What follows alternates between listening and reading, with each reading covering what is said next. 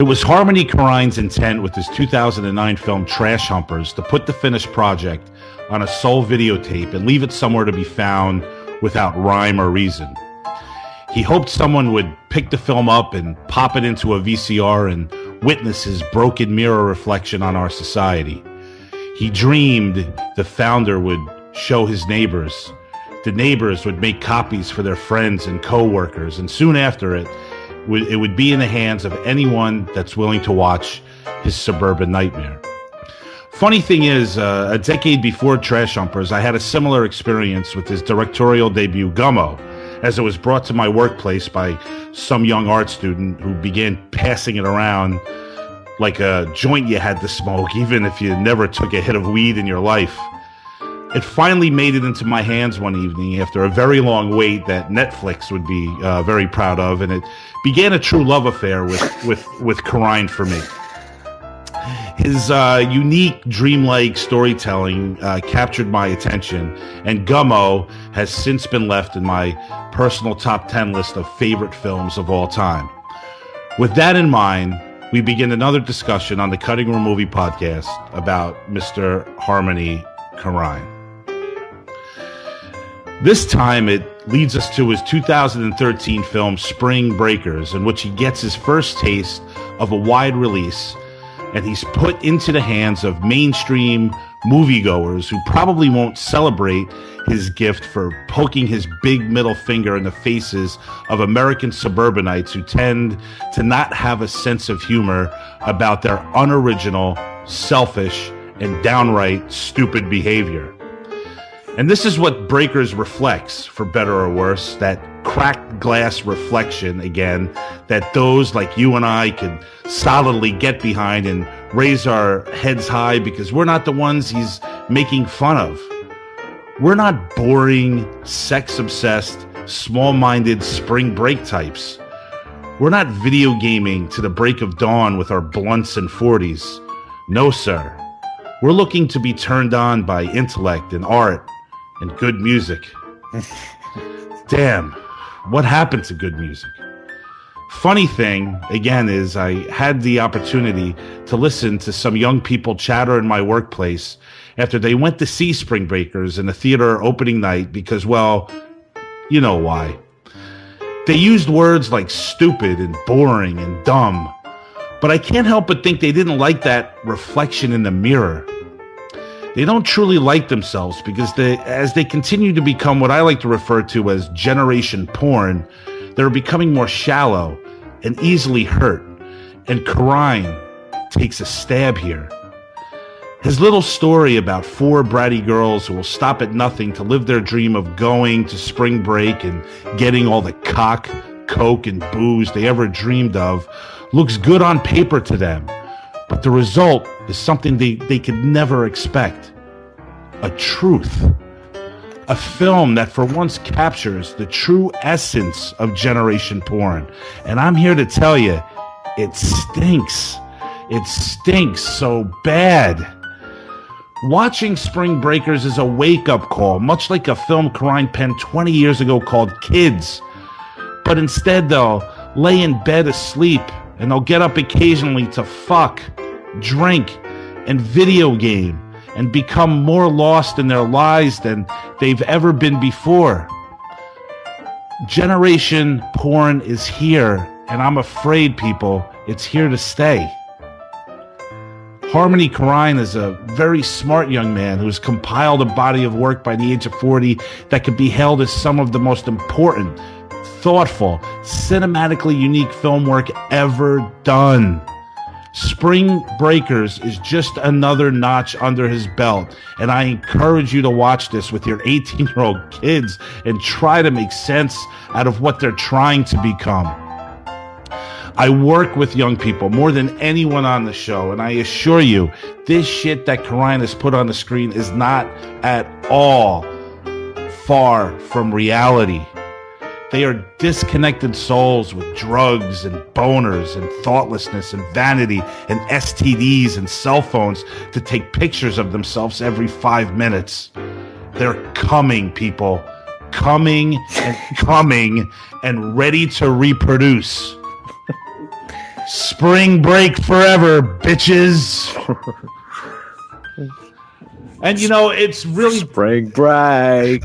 It's really difficult to put a Harmony Korine intro together after what Dave Pace did with Gummo.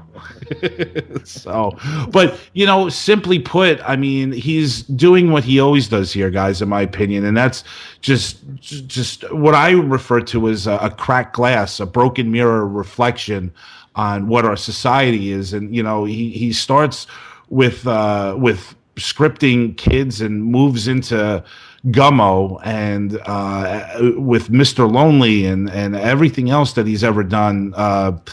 It's Trash Humpers especially. It's funny too because Trash Humpers I disliked seeing for the first time, and then I watched it the second time and I started to come around to it. Now I'm nearly obsessed with Trash Humpers, where I find myself having a few drinks at night and I'm on YouTube just watching feeds,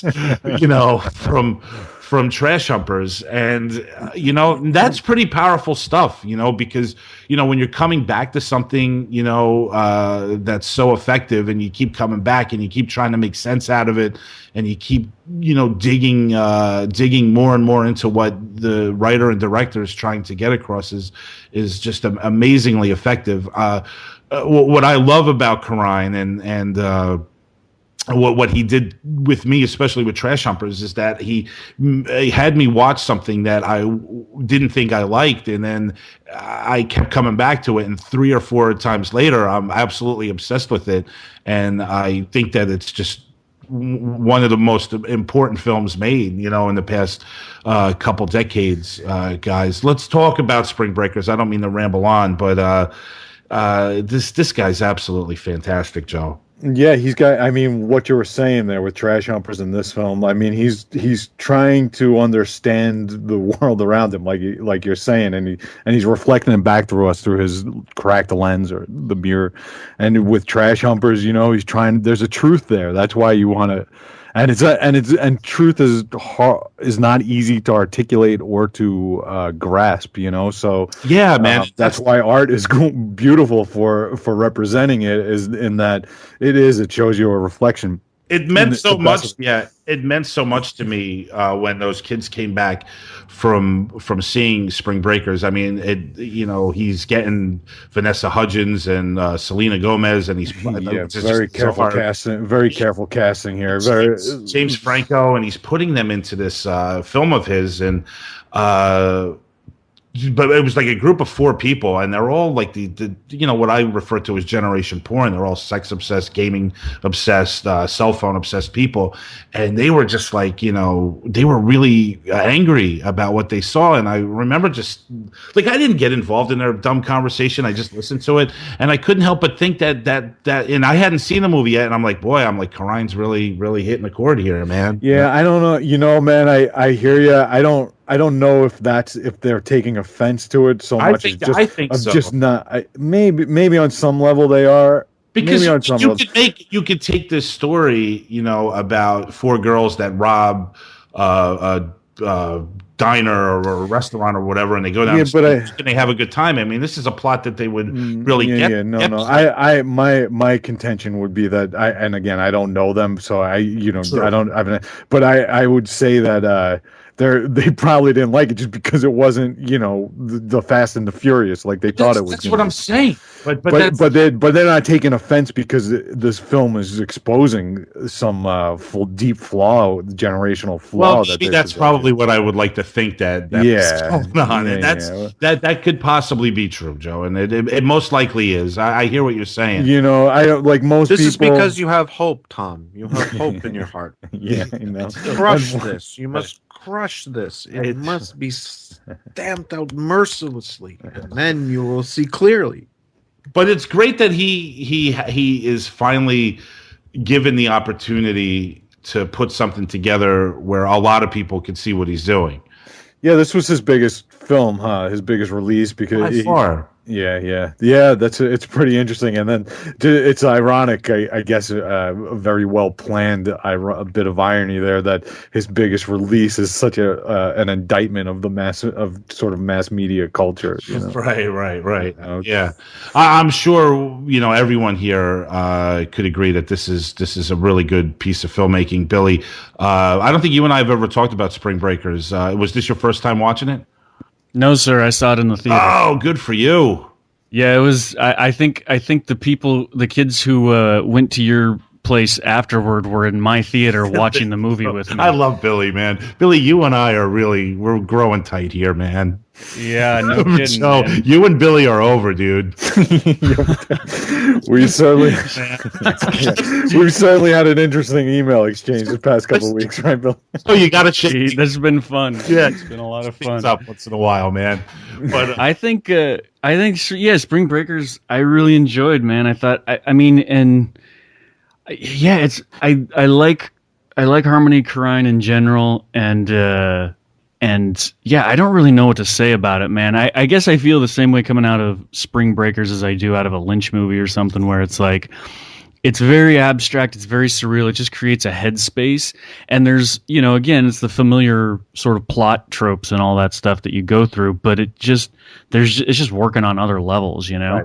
And I mean, there's sort of kind of personal things attached for me too, in that I've watched a certain generation that movie is aimed at and talking about, and it's fascinating. I mean, I see the spirit of that generation. I guess, Tom, you're calling it generation porn. Right. I just see it really well embodied in that, and it's kind of a masterpiece. You know, like he's like the Britney Spears song and the the wannabe thug. I mean, James Franco is just fucking fantastic. Well, that in this scene movie, is, am I right? yeah, Like, this is my shit. Yeah, but like where he's jumping up and down on the bed and showing off guns. Look what and I everything. got. And I got cologne. I smell good. Yeah. Look what I got. I got money. but it's true, and like again, like he's like right out of he's like old. It's like he reminds me of Oldman's performance in True Romance, where Right. you know what I'm saying, where he's like this Right. white dude that's just like, just far too urban than he needs to be, and it's just completely out of place. It's completely ridiculous. And Franco nails this really. I mean, he's friggin' perfect. And you mentioned that thing about Britney Spears, and it's just so funny because Korine knows, man. He's like, and these people are taking themselves these morons are taking themselves so seriously. And Franco's character, Alien, Alien's like, he's gonna sing a Britney Spears, like they're like, do something from your soul, and he's like, okay, I'm gonna do something from someone who I think is an angel that was put here on Earth to help us get us through life. And he's talking about Britney Spears. So that's fucking nuts. I think you're unkind to this generation a little bit. I mean, you're calling them, dumbasses and twits and morons and all this stuff.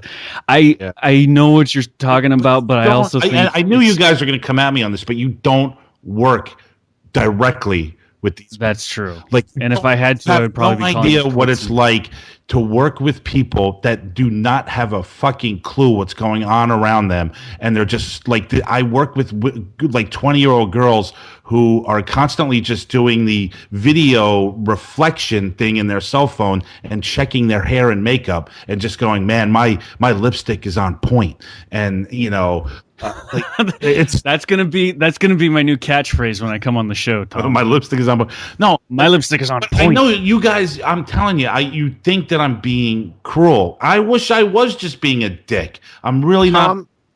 Wow. I'm going to back you up a little bit. Thank you. I'm going to back you up a little bit. All right. Not all the way, but a little All bit. right. All right. I for like the last, I don't know, 3-4 years, I've covered this anime convention here in Toronto. I've gone and covered it for Fangoria and for Rue Morgue for like 3-4 years now. And this is like the majority of my exposure to like young people. It's like majority, you know, like fucking basically like 16 to like 25-year-old people there, right? Yeah. So it gives me this weird like dose of sort of that generation, because this thing attracts like 80,000 people or something like that, right? So it's fucking mental. And the one thing I observed, and maybe this is me just being a cranky old man, but there's a certain like cultural hyper literacy that also leads to having no fucking idea about anything else besides this very narrow subset of pop culture, right? So you'll have people who fucking know like everything about Doctor Who, but can't tell you a goddamn thing about Shakespeare. Okay, now let me interrupt just for a second, because I want you guys to... Because you're a big Doctor Who fan. No, Billy, I'm being serious here. We're doing the show, we're doing Spring Breakers, and I knew what I was kind of gonna say, and I knew it was gonna come off as harsh and a little bit cruel, and perhaps misunderstanding, and so on and so forth. I took the liberty, guys, and I want our listeners to understand this, because this is a poll I conducted at work. Hold on. Oh man. With 10 25 and under employees, 10 of them. Okay, I asked them 2 questions. We're getting into journalism now. I like Listen, this. I asked them 2 questions. I asked them Social science. Listen, what year was the Declaration of Independence signed? And I also asked them who the current vice president was. Oh God. Okay, one person got it right, and the other 9 didn't get either one right. Oh my God. Either one? Yeah. I had responses like this. Well, Christopher Columbus discovered America in 1880 or something like that. Yet they had no... I can't even make it up. You guys are laughing. This really scared me. And look at the Wikipedia page for Christopher Columbus versus the Wikipedia page for Pokemon. Joe, how do you not know the answer? Christopher Columbus page is like 5 paragraphs. Pokemon is 10,000 fucking words and growing. All right, this is nuts. This is what I'm saying. That this is a frightening thing. You know, and I know we've talked about this kind of shit before, but this is a real poll I conducted, Joe, and very scientific. Look, I'm going to give my unscientific thing here, because this is a thing I did because at these conventions, cosplay is a big thing. You got to dress up, right? Dress up, right? Yeah, so that's something 25-year-olds should be playing. Dress up. There are 80,000 people playing dress up. Yeah. It's ridiculous. It's pretty amazing, actually. I'm sure it is. And I'm actually, you know what? As cynical as I am about all this, I actually think it's kind of neat to see these people who are like normally like wallflowers and being like stuffed in lockers and shit, like actually just being like themselves, and being sort of fearlessly dorky. It was pretty fucking cool. I couldn't help but sort of be inspired by it, despite being pretty fucking cynical about it. But that said, in the spirit of the whole cosplay thing, I thought it's funny. It would be funny if I dressed up as a journalist, because I'm a journalist going and covering this thing, right? So I got a press badge, and it'd be funny, right? Mm-hmm. So I dressed up as Hunter S. Thompson, and I went to this thing. Okay, so I got the whole fucking costume on, and I'm doing the whole act and everything, like I am committed to the role. And people, like, I've done this once before, right? I did this at Fan Expo one year, and it went over pretty well. A lot of people, knew who the fuck I was and knew what the fuck was up, right? No one knew. So Anime North, nobody fucking had any idea who I was. Of course not. Except for people who had seen, there's like a fucking picture going around the internet, done up of like Mario looking like Hunter S. Thompson. Who? And it says Mario, like Super Mario. Oh. Done up like Hunter S. Thompson, and it says, "We can't stop here. This is Bat Country." And I had people stop me and go, "Oh, you're that Bat Country picture guy." And they thought I was dressing up like a guy in an internet meme. Like they thought that's what I was doing. Instead of this actually tremendously important writer, one of the fucking most important writers of the 20th century. And like, I got to admit that really, like, that disturbed me on a level. Like, it was odd to realize that these people were baffled and had no idea what I was doing and were just like trying to figure out what fucking anime I was from. All right, guys, I agree with you to a certain extent, but let me like kind of leaven the mix here. Let's talk about let's just try to balance the scale out again. In 1955, they made a movie called Rebel Without a Cause, and that scared the shit out of all these. Rock and roll in the 1950s scared the shit out of all people over 40. It had nothing to do with... Jitterbug scared the shit out of people in the 1920s. That has nothing to do with intelligence, Joe. Well, listen, knowledge and intelligence are two different things. Look, yes, is it creating a bunch of people who believe getting behind rock and roll is the same thing as kids getting behind constant cock in their mouth. Like, Joe, that's incomparable. I've seen some pretty good blowjobs, Tom. Tom, come on. There's some I would say are on. Dude, it was the end of the world in the 1950s when they were making out in the back of cars. Yeah, the personalities are. It's not the same thing. We're talking about a level of intelligence. Okay, let's admit Sasha that this Grey is an artist. I'm not standing here going. Let's admit the one thing that's the same thing is that there's an older generation getting incensed about a younger generation. Okay, and that's fine. Let's just admit this. If I was talking about the music that they're listening to or the television they watch or whatever, you think people are getting. You have a point, but I'm just talking about a level of intelligence here that has slightly decreased a little bit, Joe. I disagree with you. Okay, in the mid 1800s, the literacy rate was probably somewhere in the 20%.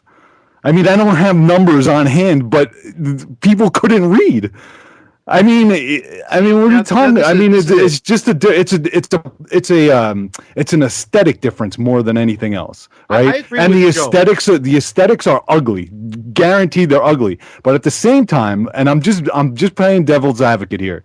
I think that Harmony Korine, at least for what he professes, is that yes, this is an indictment to some sort, but it's also an investigation, and I think that he actually loves this stuff to a certain degree because it reflects a different aesthetic of humanity and a truth. So he definitely feels some sort of compassion as much as he's throwing egg on this culture's face. I do have to think that he has some sort of infatuation or love or affection for it. So 9 out of 10 people didn't know what year the Declaration of That's 9 out of 10 people who did not go to college and are working in a fast food restaurant. They're all in college. They're all in college. 3 of them graduated college, Joe. I'm not just walking up to you cannot say that. The 10 people that you work with is a fair representation. You have no fucking idea because you're working with people your own age. You have no fucking idea. You have no idea.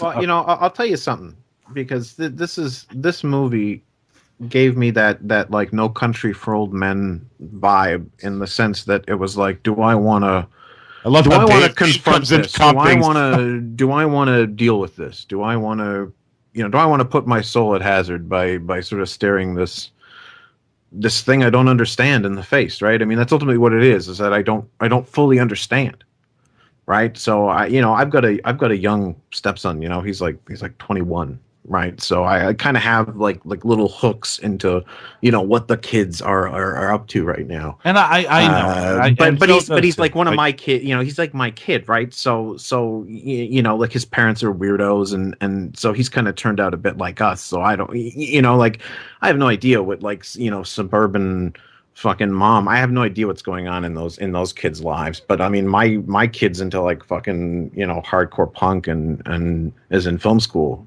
So like it's a hard thing to look at. I mean, dude, that's why I kept going back to Anime North. Right? Is like first of all, I had this novel I wanted to write about fucking weird anime people, but that was one thing. And part of it is just wanting to like understand like what the fuck is going on here, because 80,000 people go to this thing, Like what the fuck is happening with all this shit, right? And when I went there and realized that there's like something I can't penetrate there. Like I can never sort of get past the surface of this thing. Nobody's willing to really like let me inside the thing because they see immediately I don't belong there. I'm not one of the fucking tribe, right? Like I'm too old. I'm this like old weird guy, who's probably there to like perv on the fucking girls dressed up as, the chick from Street Fighter. Is that true though? Are you there? I'm doing that a little bit. I'm not gonna lie, man. It's listen, whatever. I'm not. Is it fucking cool to look at people in costume? Yeah, of course it is. It's fun, but like there was a real sense of like wanting to figure out like what's going on with this subculture. Why is this so big? Why are like the dorks are sort of inheriting the earth here, and it's kind of it's kind of neat to see what's happening. Like. These people are kind of in control now, right? Whether we like it or not. So let's find out what the fuck is going on and what they're doing. And I could never really get into it the way I wanted to get into it. And it probably wasn't until this last year that I went that I sat down and I thought about it and I went, you know what, 3 years in a row, totally different strategies. Like I tried different things, like talking to people on the internet first and saying, hey, meet up, show me around. I tried a bunch of different strategies and I just could never get what I wanted out of it. Mm-hmm. And it wasn't until the last time that I realized the common denominator is me, right? Like there's something wrong with me, and maybe, these fucked up weirdo antisocial, internet weirdos who love weird, Japanese anime. And like, I went to fucking panels about like tentacle sex and all kinds of weird shit.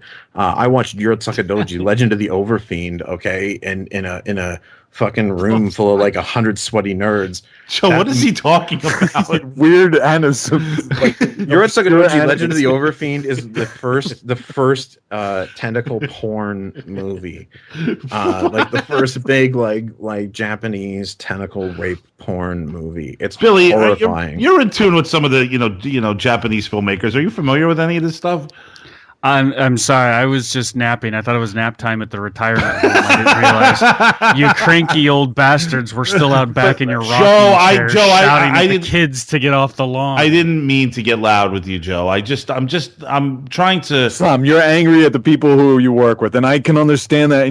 But you're putting it in a very simplistic term there, and it's not that I'm just angry at the people I work with. It's just I'm disappointed, and how can I listen? You're all a bunch of old men griping about the young generation, just like your parents did and your grandparents, and it's the same that's stupid, kind of nauseating routine. And I cannot believe I'm being forced to listen to it, and I wish you'd stop.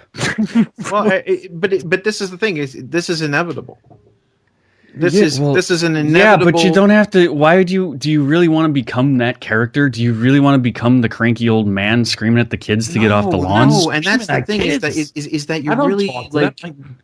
You try to resist it and you try and you try and see the good in it. Like that's really what I tried to do. I was like, man, I got to stop going into this with a negative attitude. I got to stop going into this with these like negative preconceptions. I got to be open. These people are very open people. They'll sit and fucking tell you how they want to fuck dolphins and shit, like they're fucking insane.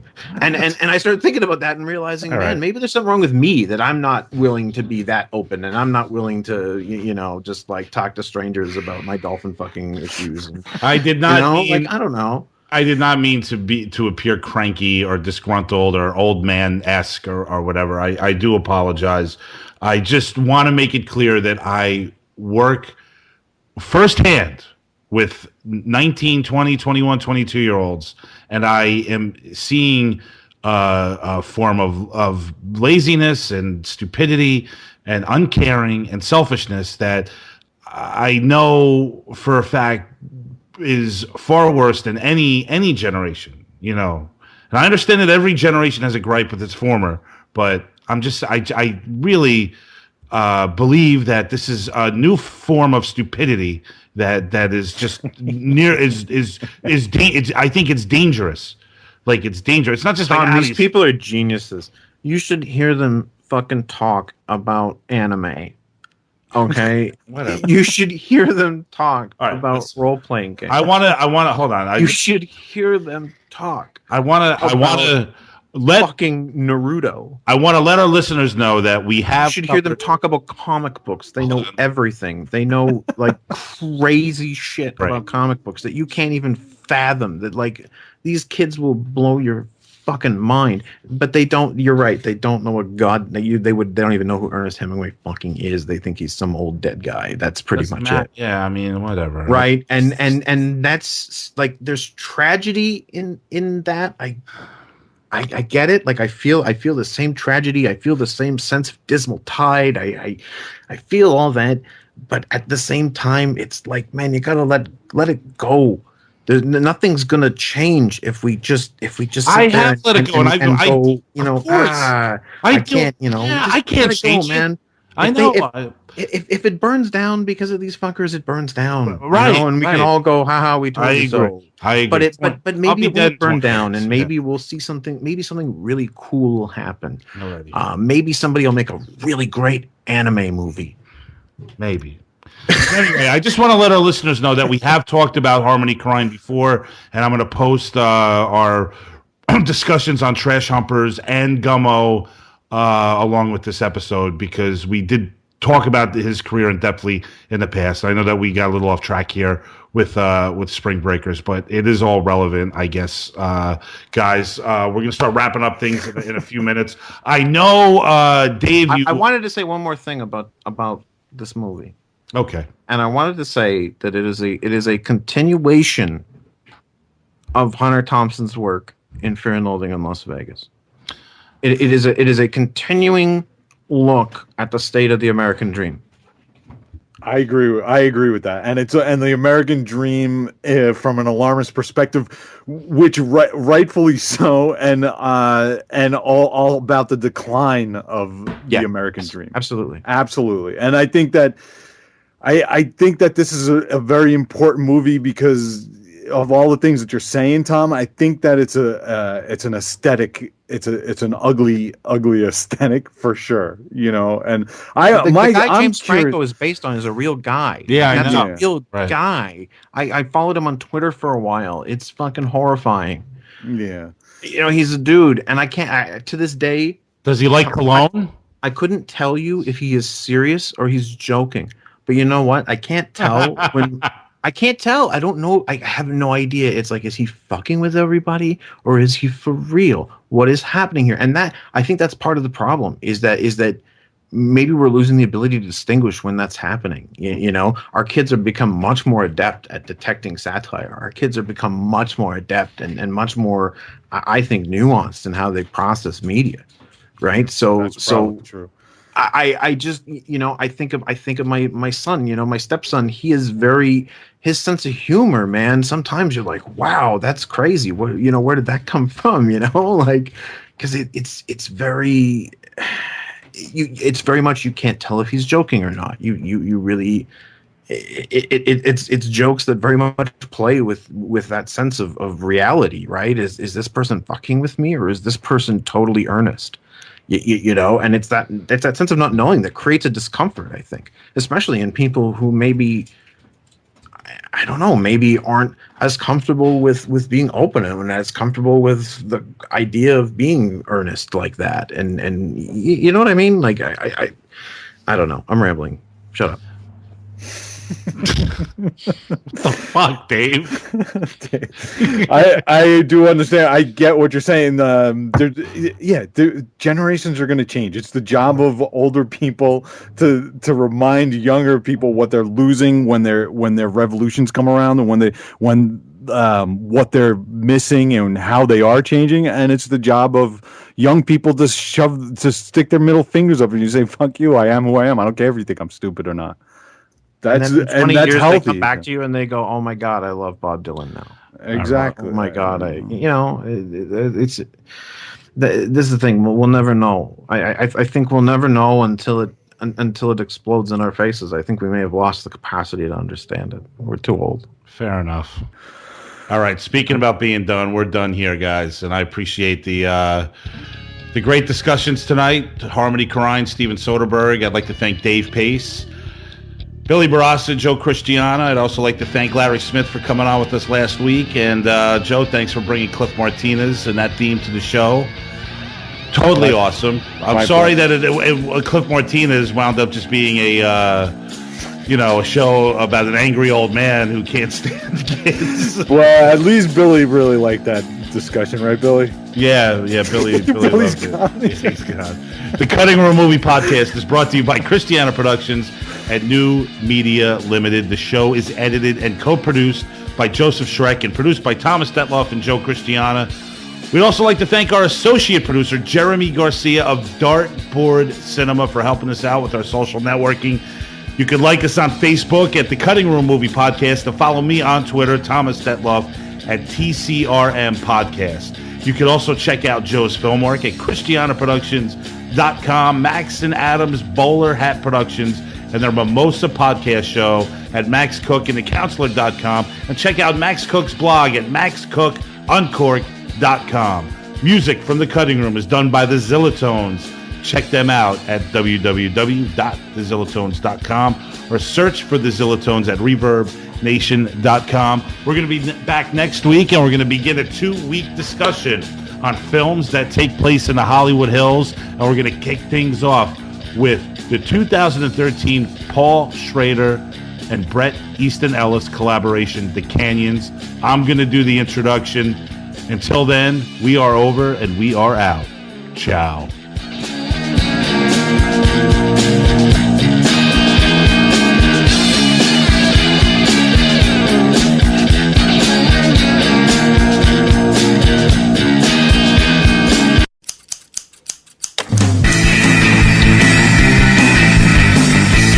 Next time to satisfy more of your strange desires.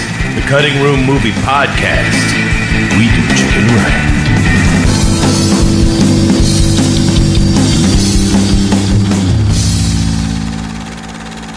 They didn't like that reflection in the mirror. They don't truly like themselves because as they continue to become what I like to refer to as generation porn, they're becoming more shallow and easily hurt. And Karine takes a stab here. His little story about 4 bratty girls who will stop at nothing to live their dream of going to spring break and getting all the cock, coke, and booze they ever dreamed of looks good on paper to them. But the result is something they could never expect. A truth. A film that for once captures the true essence of generation porn. And I'm here to tell you, it stinks. It stinks so bad. Watching Spring Breakers is a wake-up call, much like a film Karine penned 20 years ago called Kids. But instead, they'll lay in bed asleep, and they'll get up occasionally to fuck, drink, and video game, and become more lost in their lives than they've ever been before. Generation porn is here. And I'm afraid, people, it's here to stay. Harmony Korine is a very smart young man who's compiled a body of work by the age of 40 that could be hailed as some of the most important, thoughtful, cinematically unique film work ever done. Spring Breakers is just another notch under his belt, and I encourage you to watch this with your 18-year-old kids and try to make sense out of what they're trying to become. I work with young people more than anyone on the show, and I assure you, this shit that Karine has put on the screen is not at all far from reality. They are disconnected souls with drugs and boners and thoughtlessness and vanity and STDs and cell phones to take pictures of themselves every 5 minutes. They're coming, people. Coming and ready to reproduce. Spring break forever, bitches. And it's really spring break. It's really difficult to put a Harmony Korine intro together after what Dave Pace did with Gummo.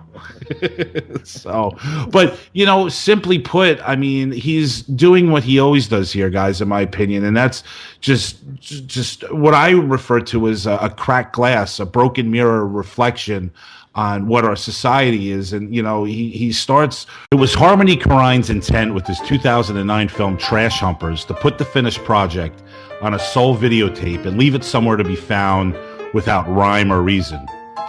He hoped someone would pick the film up and pop it into a VCR and witness his broken mirror reflection on our society. He dreamed the founder would show his neighbors. The neighbors would make copies for their friends and co-workers, and soon after it would be in the hands of anyone that's willing to watch his suburban nightmare. Funny thing is, a decade before Trash Humpers, I had a similar experience with his directorial debut, Gummo, as it was brought to my workplace by some young art student who began passing it around like a joint you had to smoke, even if you never took a hit of weed in your life. It finally made it into my hands one evening after a very long wait that Netflix would be very proud of, and it began a true love affair with Korine for me.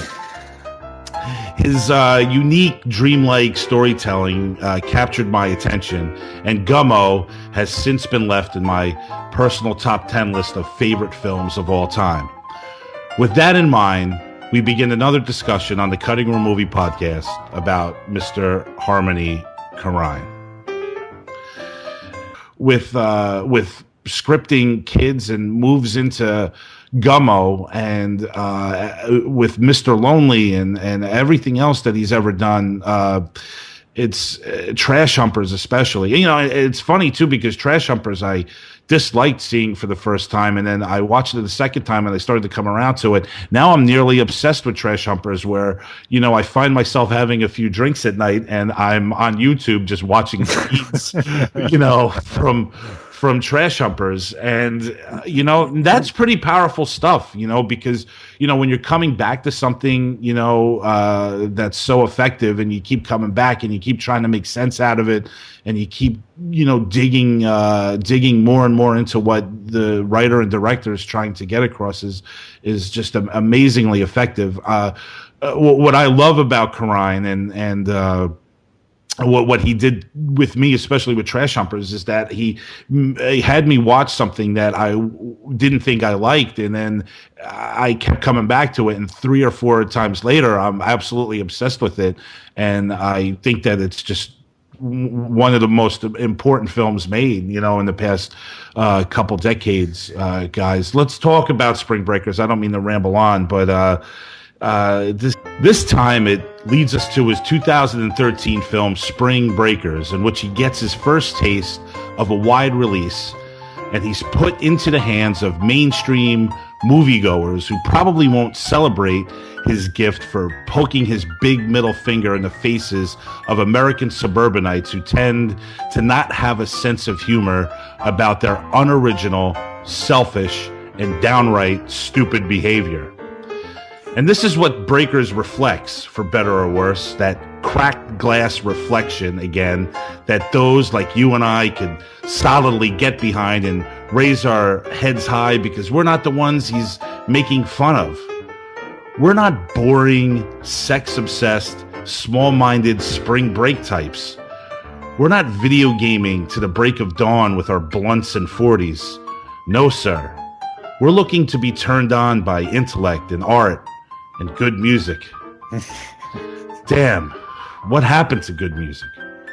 Funny thing, again, is I had the opportunity to listen to some young people chatter in my workplace after they went to see Spring Breakers in the theater opening night because, well, you know why.